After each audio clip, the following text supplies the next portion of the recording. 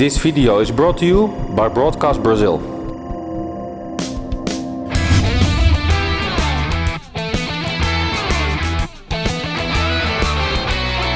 Webcast, broadcast and mobile. There are a lot of types, power sockets and plugs in the world. Some of those types are used by several countries, like in Europe and the United States. Brazil has invented a new one that is used only in Brazil. When you come from Europe, your standard Type F plug will for sure not fit here, even not by the use of force.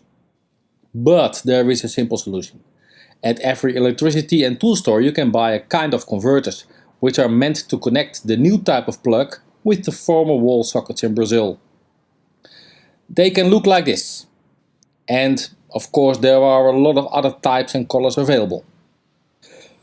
To make it compatible with, for example, the plug from your computer, you just need this tool. Make both holes a little bit wider. Then plug in your Type F into the new converter and there you go. This way you have just a good connection. No earth, but that's common in Brazil.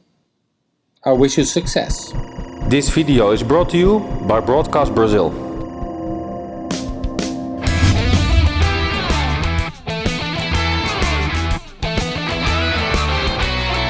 Webcast, broadcast and mobile.